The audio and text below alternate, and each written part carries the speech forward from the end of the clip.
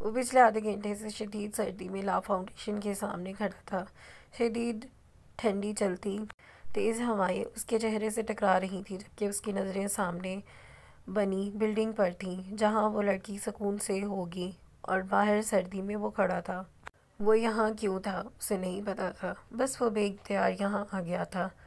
اپنے وجود کے اندر سے آتی آوازوں پر سنتے قدم آگے بڑھاتے وہ لا فاؤنڈیشن میں داخل ہوا۔ نزلیں بری طرح بے تاب ہوئی تھیں اور دل وہ تو جیسے صدیوں سے بے چین معلوم ہو رہا تھا۔ ایکسکیوز می، اس نے وہاں کھڑی لیڈی کو دیکھتے مخاطب کیا، جو سوالیہ نظروں سے اسے دیکھنے لگی۔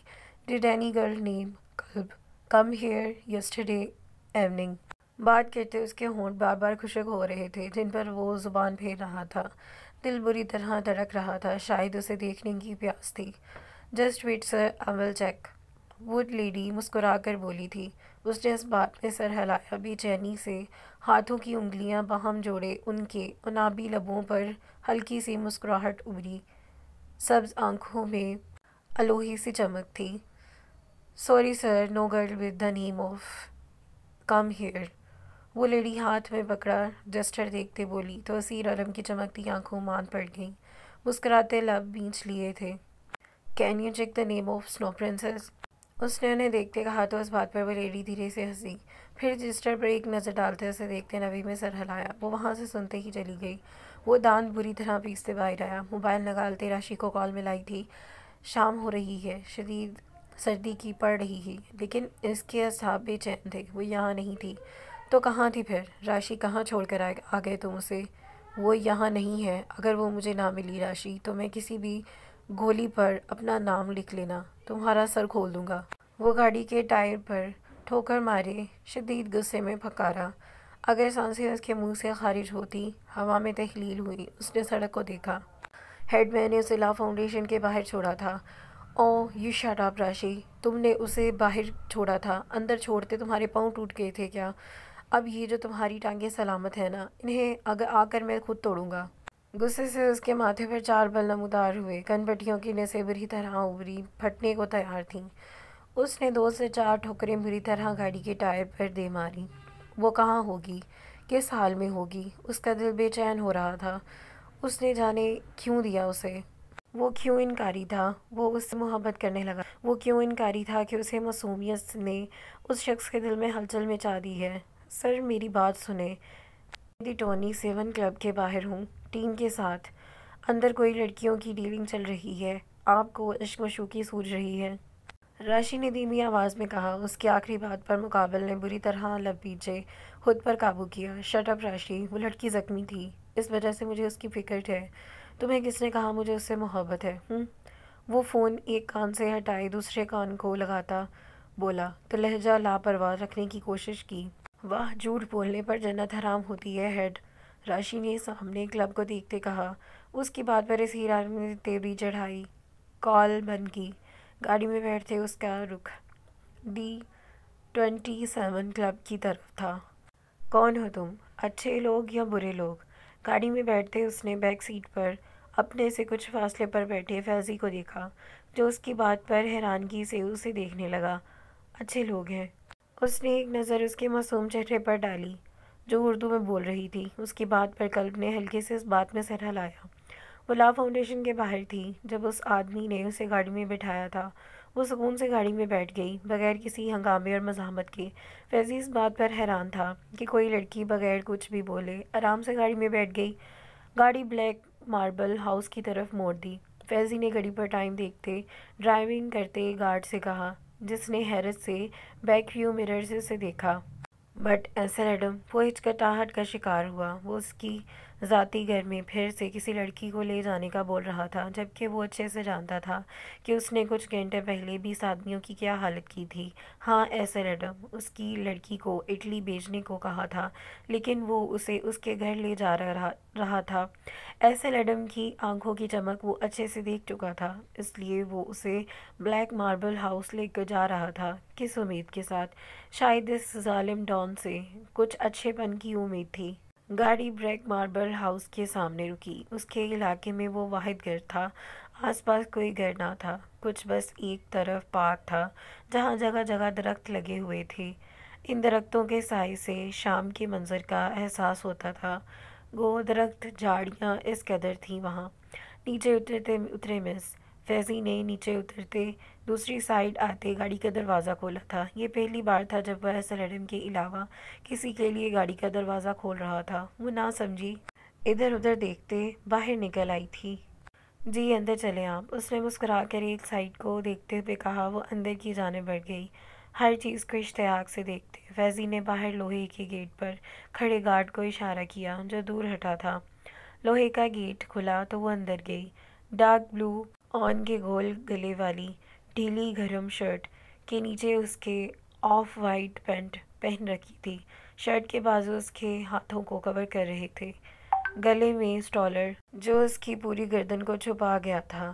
اس نے دیکھا وہاں لان میں بنا خوبصورت فوارہ جس سے بہتا نیلا پانی وہاں موجود قلعے اور کالے سفید پتھروں پر پڑ رہا تھا۔ تھوڑے فاصلے پر ایک بڑے درخت کے اوپر بنا ٹری ہاؤس۔ وہ کھل کر مسکرائی، اس کی کالی آنکھیں بھی ساختہ اشتیاق سے چمک اٹھیں۔ وہ آگے بڑھ رہی تھی۔ جب داخلی دروازے پر پہنچی تو ہوش آیا جب وہاں کھڑے 4 گارڈز نے اس کے آگے رائفل کرتے اسے روکنا چاہا۔ اس کی کالی چمکتی آنکھیں خوف سے سکڑ گئی تھیں، لب کپ کپاتے۔ وہ دنیا کی بھیانک ترین چیز تھی اس کے لیے، وہ وہی تھی جس نے اس کے ماں بابا کو مارا تھا۔ تو وہ بھلا کیوں نہ ڈرتی ان سے؟ اسے اندر جانے دو، فیضی پیچھے سے آتے بولا تھا، ماتھے پر تیوری لیے۔ کلب نے پلٹ کر اسے خوف سے دیکھا۔ Sorry Faizi, but she can't, وہاں کھڑے ایک گارڈ نے سختی سے بولا تو فیضی نے دانت پیسے۔ اسے ابھی پتہ چلا تھا کہ ایسل ایڈم گھر نہیں تھا، وہ دی 27 کلب میں گیا ہے۔ Shut up let her go. Faizi نے اس گارڈ کے کندھے پر ہاتھ رکھتے اسے سائڈ کرنا چاہا۔ جب گارڈ نے رائفل کا رخ کلب کی طرف کیا تو وہ ڈر خوف سے دور اچھلی تھی۔ وہ منظر اسے بھیانک لگنے لگا تھا۔ Sorry sir, we should not make our situation the same as the previous guard. There is a Essel Adam order. No girl can come inside in there. Don't do it by force. اس guard نے پیچھے اشارہ کیا تھا جہاں سے وقفے وقفے سے کھڑے گارڈز نے اس کی جانب بھاگتے اس کے پیچھے آن کھڑے ہوئے تھے، ایک دیوار بنا گئے تھے۔ ان کے چہرے سپاٹ تھے، وہ نئے آئے تھے، شاید اس لیے فیضی کو بات نہیں مان رہے تھے۔ وہ دھیرے سے حیرت سے ہنسا، کمر پر دونوں ہاتھ رکھے، لب دبائے، انہیں غصے سے گھورنے لگا۔ جب سامنے کھڑے گارڈ نے ہوائی فائر کیا تو کلب نے بے ساختہ کانوں پر ہاتھ دھرے۔ وہ خوف سے تر چہرہ لیے پیچھے قدم لیتی، لڑکھڑاتی گرتی ہوئی وہاں سے فوراً باہر کو بھاگ گئی۔ ماما بابا کو اس نے مارا تھا، اس نے رائفل کو دیکھ سکتے ہوئے بولا جیسے وہ کوئی انسان ہو۔ اس کی آنکھوں سے آنسو پھسلتے زمین پر گر رہے تھے۔ وہ لوہے کا گیٹ کراس کر کے فیضی اور گارڈ میں الجھا ہوا تھا۔ پیچھے پلٹ کر جب دیکھا تو وہ غائب تھی۔ شٹ یار، تم سب کو دیکھ لوں گا میں، شامت لے کر آؤں گا تم سب کی۔ وہ باہر بھاگتا لیکن وہ لڑکی وہاں نہیں تھی، دور دور تک وہاں کوئی بھی نہیں تھا۔ وہ روتے ہوئے مسلسل بھاگ رہی تھی، جوتے اتر چکے تھے، ننگے پاؤں بھاگتے اس کے پاؤں بری طرح زخمی ہو گئے تھے، لیکن وہ ماما بابا کو یاد کرتے بس بھاگے جا رہی تھی۔ مسلسل بھاگتے وہ سڑک پر آتے رکی، رک کر گھٹنوں کے بل جھکتے، گھٹنوں کو ہاتھ میں لیتے اس نے گہرے سانس لیے۔ پھر سے وہ رائفل یاد کرتے، اس کی آنکھوں میں آنسو آنے لگے۔ وہ چلنے لگی بے مقصد سڑک پر، قدم لڑکھڑا رہے تھے جس سے وہ لوگوں ٹکرا رہی تھی۔ ادھر ادھر دیکھنے وہ کچھ بھی سمجھے بغیر اور کچھ بھی سمجھنے سے قاصر، وہ ان کی زبان سے انجان تھی۔ تم نے ہمیں گھر کیوں جانے کا کہا؟ راشی گاڑی چلاتے فوراً اسپیکر پر ڈالے غصے سے بولا۔ وہ کلب میں انٹر ہونے والے تھے جب ایسل ایڈم نے تم نے ہمیں گھر جانے کو کیوں کہا؟ راشی فون اسپیکر پر ڈالے غصے سے بولا۔ وہ کلب میں انٹر ہونے والے تھے جب اسیر عالم نے آتے ٹیم کو گھر جانے کا بولا۔ وہ اب گھر جا رہا تھا جبکہ اسے کچھ سمجھ نہیں آ رہا تھا کہ اسیر عالم کیا کرنا چاہتا ہے۔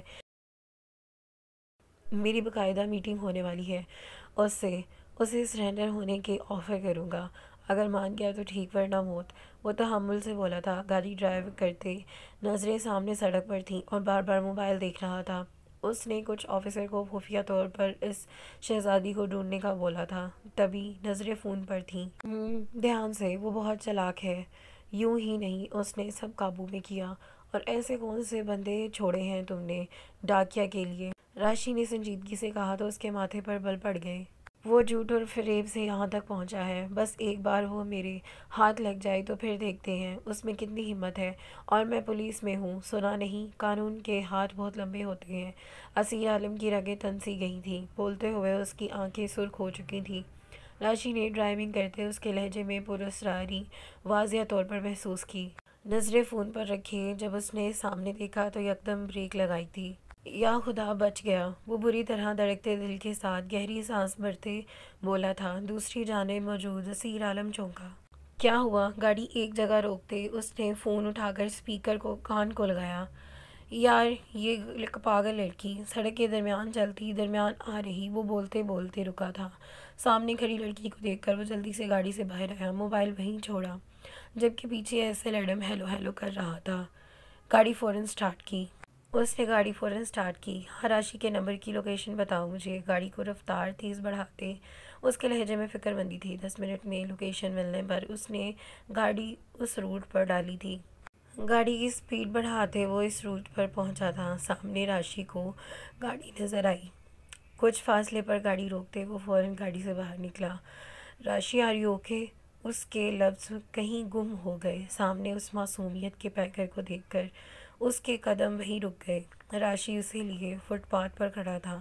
اسیر عالم کی آنکھیں جل اٹھیں اور اسے وہاں دیکھ کر وہ قدم آگے بڑھا گیا۔ ایک دو پھر قدموں کی رفتار تیز ہوتی تھی۔ وہ بھاگنے لگا تھا۔ راشی نے حیرانگی سے اس کی طرف دیکھا۔ میری اتنی فکر ہے تمہیں یار؟ راشی ابھی اتنا ہی بول پایا تھا جب اس نے بھاگ کر آتے اس لڑکی کو سینے سے لگاتے اس کے گرد حصار باندھا تھا، جو خوف سے کھڑی جبکہ وہ اسے خود میں بیچ گیا۔ وہ بے ساختگی میں وہ عمل کر گیا تھا۔ اسے یاد نہیں تھا کہ وہ نامحرم ہے، اور اس نے خود ہی تو کہا تھا کہ نامحرم کے گلے نہیں لگنا، نامحرم کے گلے لگنا حرام ہے۔ جبکہ اب اس کے گرد گرفت کو مزید تنگ کرتے وہ یوں تھا جیسے اسے ابھی خود میں چھپا لے گا۔ کیسی نیکی، کیسا گناہ! ٹھیک ہوں؟ راشی نے مدھم سی آواز میں منہ مسوڑے اپنا جملہ مکمل کیا تھا جبکہ اسیر عالم نے اس سے الگ ہوا۔ تم ٹھیک ہو؟ اس کے چہرے پر بکھرے بالوں کو نہایت نرمی سے اس کے چہرے سے ہٹاتے وہ انتہائی فکر مندی سے بولا۔ قلب نے دھیرے سے اس بات میں سر ہلایا۔ یہ لڑکی پاگل ہے، تمہیں پتہ ہے؟ یہ کسی کی گاڑی میں بیٹھ کر اس کے ساتھ چلی گئی تھی، اور پاؤں دیکھو اس کے، ننگے پاؤں، نہ جانے کتنی دور سے بھاگتی ہے، ابھی مرتی مرتی پہنچی ہے۔ اسے پتہ نہیں کہ یہ کس ملک کے سڑکوں پر گھوم رہی ہے، کوئی اٹھا کر لے جائے گا۔ راشی نے اسیر کا کندھا ہلاتے اسے ساری بات تفصیل سے بتا دی جو بڑی مشکل سے اس لڑکی سے پوچھی تھی۔ منہ تڑوانا ہے تم نے؟ اس کی آخری بات پر وہ جبڑے پیچھے بولا، ساتھ ہی قلب نے الگ ہوا جو نہ سمجھی سے اسے ہی دیکھ رہی تھی۔ مقابل کے جذبات اس کی سمجھ سے باہر تھے۔ اسے ان سب چیزوں کا علم نہیں تھا۔ آخر اس سے پہلے یہ سب محسوس تھوڑی ہوا تھا۔ یار، بھلائی کا تو زمانہ ہی نہیں ہے۔ تمہاری محبوبہ کو بچایا ہے، تمہیں چاہیے کہ تم میرے پاؤں دھو کر پیو۔ راشی کندھے جھکاتے جیبوں میں ہاتھ ڈالے بولا۔ انداز احسان کا تھا۔ گندگی کو دیکھنے سے میرا دل خراب ہوتا ہے، کجا کہ میں اسے ہاتھ لگاؤں، اس نے سنجیدگی سے کہا تھا۔ اس کی بات پر راشی کو منہ حیرت سے پھولا تھا۔ اس نے گھور کر اسے دیکھا۔ اچھا، میرا ایک کام کرو، اس نے قلب کا ہاتھ پکڑتے گہرا سانس لیتے راشی کو دیکھتے کہا، جس نے آئی برو اچکائی۔ بولو، ویسے تو میں بہت مصروف ہوں، لیکن اگر تم میری منتیں کر رہے ہو تو ٹھیک ہے، کہو۔ بڑا نوازش زدہ لہجہ تھا۔ اسیر عالم اش اش کر اٹھا۔ اس کا انداز ایسا تھا کہ ایک پل کو قلب اصیل لب مسکرائی۔ دفع ہو جاؤ یہاں سے۔ گردن کو ہلکا سا اس بات میں ہلاتے وہ زیر لب مسکرایا۔ بولا تو راشی نے دانت پیسے تھے اور غصے سے وہاں سے گاڑی میں بیٹھا تھا۔ کیا یوں ہر کسی گاڑی میں بغیر پوچھے اس میں بیٹھ جاؤ گی؟ اسے اپنے سامنے کھڑا کرتے وہ سخت لہجے میں بولا تھا۔ ہاتھ اب بھی یوں ہی پکڑے تھے جیسے چھوڑا ہو تو وہ غائب ہو جائے گی۔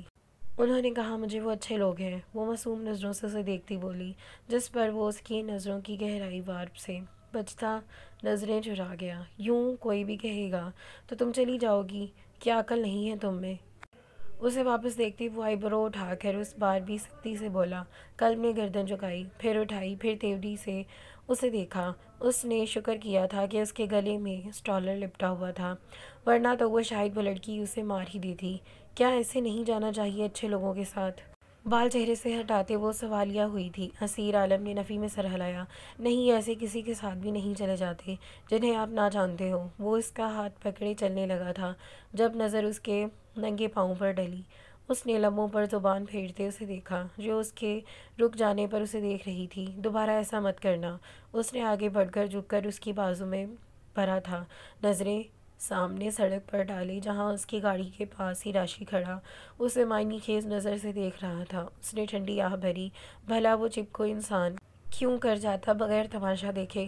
قلب نے بازو اس کی گردن میں ڈالے، گردن میں لپٹے بازو دیکھ کر وہ بہت ہلکی تھی، نازک سی۔ اس کی حرکت پر اسیر عالم ایک پل کو رک گیا، گہرا سانس بھرا، اس کی نرم انگلیوں کی سرسراہٹ گردن کی نسوں پر محسوس کرتے حلق میں جیسے کانٹے اگل گئے تھے۔ حلق تر کرتے وہ واپس چلنے لگا تھا۔ رات کے یک بستہ ہواؤں کی باوجود اسے شدید گرمی نکلنے لگی۔ اس نے راشی کو اگنور کیے اس کی گاڑی کے سامنے اتارا، جو اسے تکتی انگلیاں مروڑنے لگی تھی۔ بیٹھو اندر۔ اسیر نے اسے اندر بیٹھنے کا اشارہ کیا، جس پر وہ نفی سے سر ہلا گئی۔ اس کے ماتھے پر بل پڑ گئے۔ وجہ؟ جبڑے پیچھے۔ وہ ایک قدم اس کے قریب آیا، بولا۔ وہ تھوک نکلتے اسے دیکھنے لگی۔ کسی کی گاڑی میں نہیں بیٹھنا چاہیے نا؟ وہ اس کی غصے سے تنے چہرے کو دیکھتے آنکھیں پٹ پٹا کر بولی تھی۔ اس کی بات پر راشی کا فلک شگاف قہقہ گونجا، جبکہ اسیر عالم نے لب دباتے زور سے آنکھیں میچیں۔ میں نے کہا تھا جسے آپ نہ جانتے ہو اس کی گاڑی میں نہیں بیٹھنا۔ مجھے تم جانتی ہو نا، میں ایک اچھا انسان ہوں۔ اس کا بازو پکڑے اسے گاڑی میں بٹھانے کی کوشش کرتے وہ نرمی سے بولا، البتہ چہرے پر سنجیدگی تھی، جبکہ وہ اندر بیٹھنے سے انکاری تھی۔ اس کی حرکت پر اسیر کا غصہ 7ویں آسمان پر پہنچا۔ لیکن اچھے لوگوں کا گاڑی میں بھی نہیں بیٹھنا آپ نے کہا؟ وہ گاڑی سے دور ہوتی بولی تھی۔ اسیر عالم نے بالوں میں انگلیاں چلائیں، جبکہ راشی لب بھیجے قہقہ روک رہا تھا۔ اور ابھی بھی میں ہی تم سے کہہ رہا ہوں کہ گاڑی میں بیٹھو۔ اور مزید غصہ مت دلاؤ۔ اس کی بازو سختی سے پکڑتے اس نے زبردستی اسے گاڑی میں بٹھایا۔ اس کی آنکھوں میں پانی تیرنے لگا اس کی سختی پر، جبکہ اسیر عالم نے ٹھنڈی سانس بھری۔ احتیاط سے پولیس آفیسر صاحب، کہیں ایسا نہ ہو کہ ایک پولیس والے کو جیل کا دیدار کرنا پڑے۔ راشی نے ایک نظر قلب کو دیکھا، لبوں پر ہاتھ جماتے بولا۔ اسیر نے اسے گھور کر دیکھا، وہ کندھے اچکاتے وہاں سے چلا گیا۔ موبائل پر موصول ہوتے میسج پر راشی کے لب دھیرے سے مسکراہٹ میں پھیلے۔ اس نے پلٹ کر معنی خیز نظروں سے اسیر عالم کی گاڑی کو میں بیٹھتے دیکھا۔ اور یہاں ہماری قسط کا اختتام ہوتا ہے۔ انشاءاللہ ملتے ہیں نیکسٹ ویڈیو میں نیکسٹ قسط کے ساتھ۔ دعاؤں میں یاد رکھیے گا۔ اللہ حافظ۔